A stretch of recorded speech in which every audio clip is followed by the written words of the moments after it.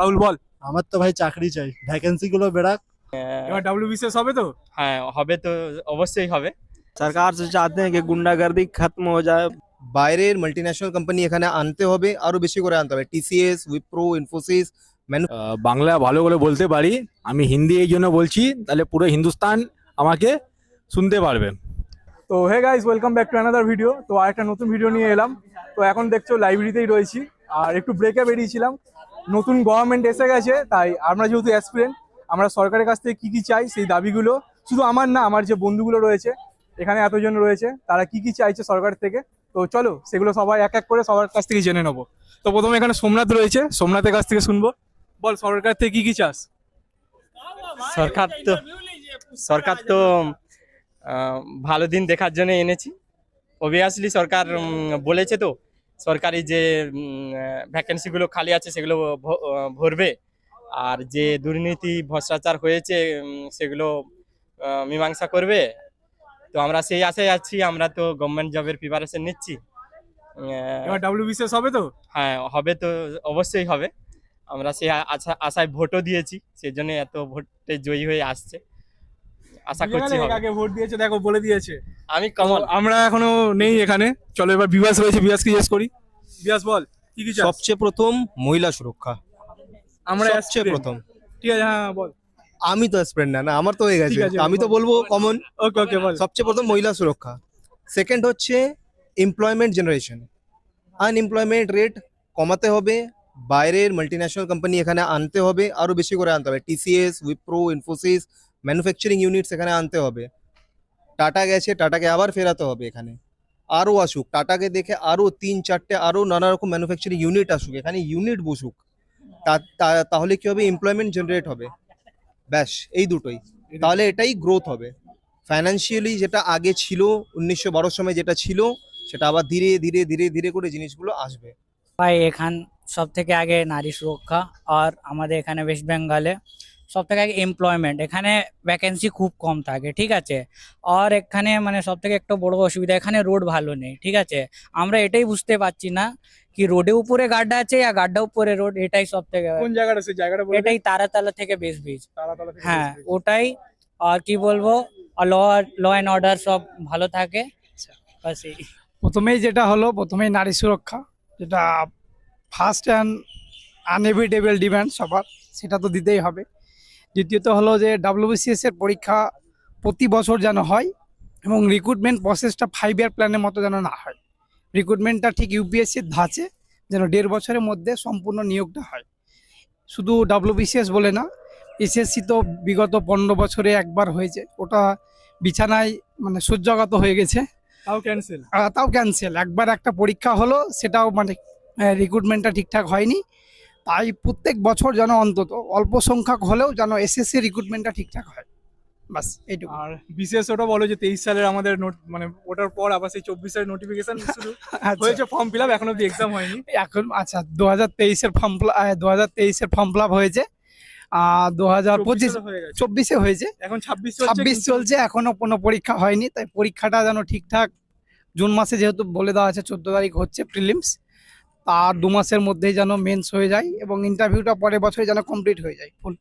তো এইটাই বলবো, প্রত্যেক বছর যেন ডাব্লিউবিসিএসটা অন্তত হয়। আর পিএসসি মিসলেনিয়াস ক্লার্কশিপ সেগুলো নিয়ে বলো। আচ্ছা, পিএসসি মিসলেনিয়াস ক্লার্কশিপ, পিএসসি মিসলেনিয়াসের রেজাল্ট এখনো দেয়নি। পিএসসি মিসলেনিয়াসের রেজাল্টটা যত তাড়াতাড়ি হোক দিয়ে দিলে অনেক ছেলে বাঁচবে। দ্বিতীয়ত হলো যে ক্লার্কশিপের রেজাল্টটা এখনো বাকি আছে, খাতা দেখা শুরু হয়েছে কি জানি না, তবু খাতা দেখাটা শুরু হোক।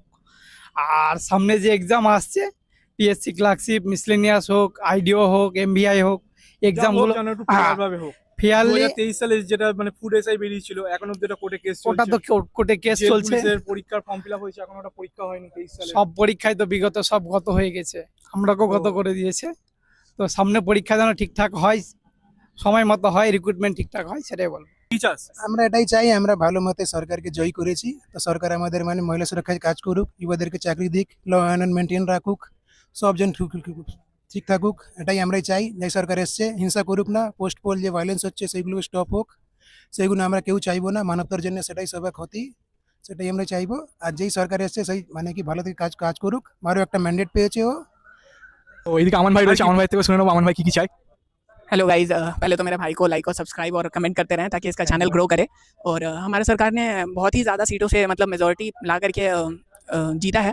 तो मैं चाहता हूँ कि कलकत्ता में बहुत सारा डेवलपमेंट हो। ऐसे तो युवा हैं तो हमारे लिए तो जॉब का बहुत ही ज़्यादा ज़रूरत है, पर फिर भी करप्शन पे भी काम करना चाहिए सरकार को। और बहुत सारे जो लोग करप्शन करते हैं उस पर देखना चाहिए कि उसको कैसे रोकना है।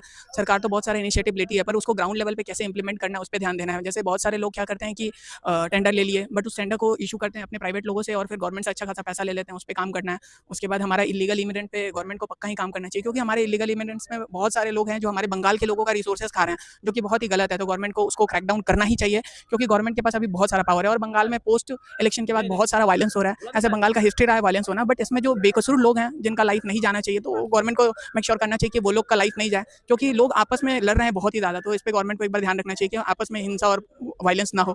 और सरकार क्या ही कर सकती है, जितना से ज़्यादा हो सके अपने स्टूडेंट के लिए बहुत सारे पोस्ट में वैकेंसी लाए, और उस पर ध्यान रखिए कि लोग जितना हो सके पेपर में स्ट्रिक्ट ले गए, क्योंकि कुछ नया रेगुलेशन लाए। और बस भाई बहुत है, इतना अगर कर लिया सरकार तो बहुत बड़ी बात है अपने गवर्नमेंट के लिए। और भी हमारे और जो कास्ट सर्टिफिकेट वगैरह है ये सब ऑनलाइन में हो जाएगा तो और भी सही होगा क्या? हाँ, लोगों के लिए ऐसे गवर्नमेंट को चाहिए कि उनको एक सेक्शन लाए जो कि सारा चीज़ को ऑनलाइन मोड में भी ले आए, क्योंकि अपने युवा हैं वो बहुत ज़्यादा नॉलेजेबल है और आजकल सभी के पास फ़ोन है। तो अगर ऑनलाइन मोड में हो तो लोगों को परेशानी कम होगी, लोग अपने चीज़ों के लिए अपने खुद के फ़ोन से काम कर सकते हैं, तो इसके लिए बहुत बेनिफिट होगा।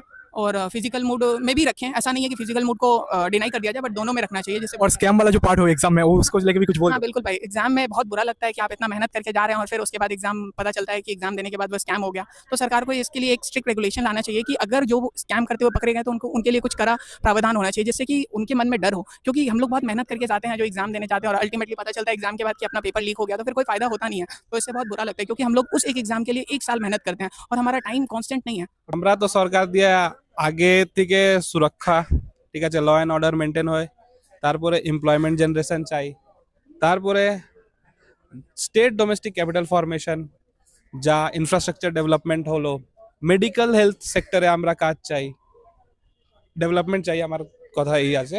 তারপরে এডুকেশনের মধ্যে ভালো একটা কাজ, ভালো proper way of nurturing a children, এইগুলো আমার অপেক্ষা আছে এই सरकार दिए।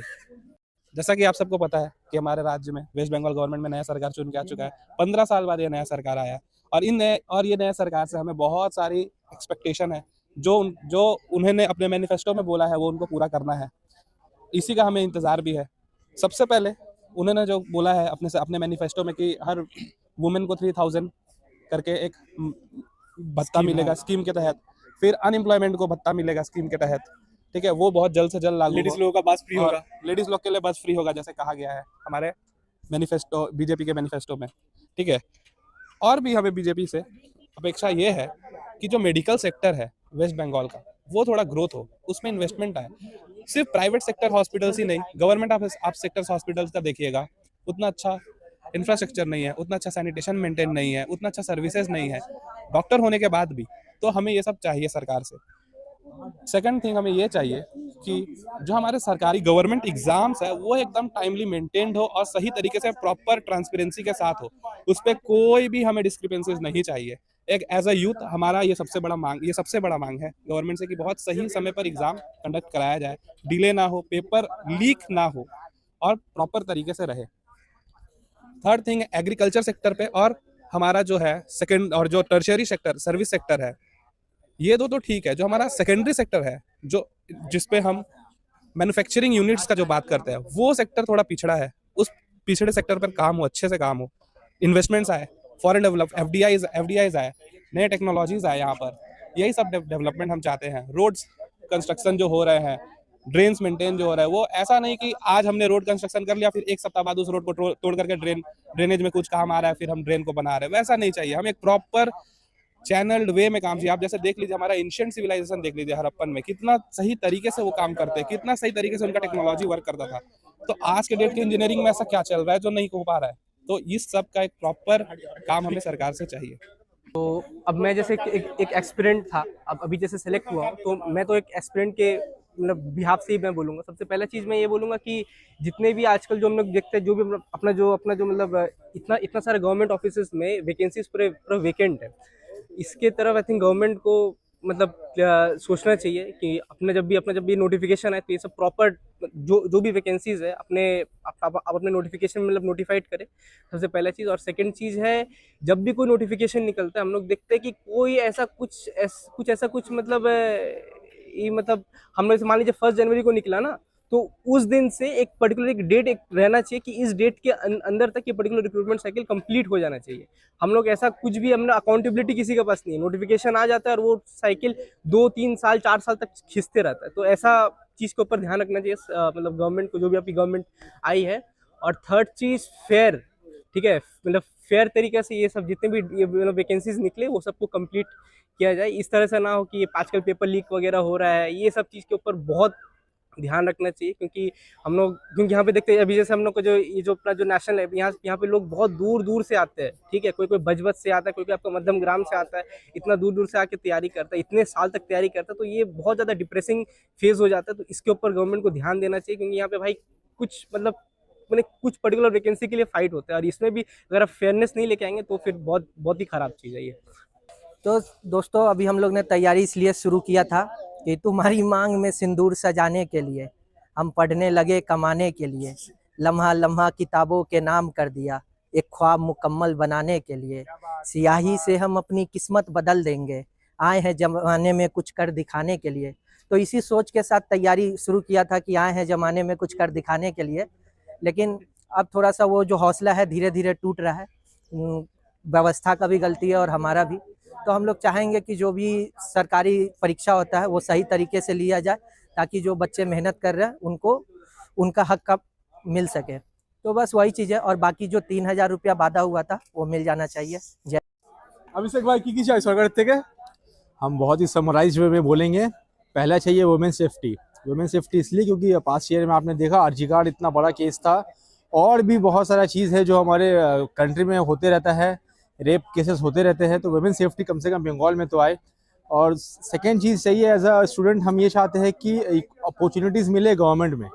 स्टेट गवर्नमेंट का फॉर्म टाइम से आए, टाइम पे फिलअप हो, टाइम पे उसका एग्जीक्यूशन, सब चीज़ प्रोसेस सही से होना चाहिए, एग्जाम टाइम पे होना चाहिए, रिजल्ट भी टाइम पे आना चाहिए। थर्ड चीज़ हम ये बोलेंगे कि आप प्राइवेट सेक्टर में भी सारे इम्प्रूवमेंट कीजिए। बहुत सारे कंपनी बंगाल छोड़ के चली गई थी, तो आप उसको वापस लेके आइए।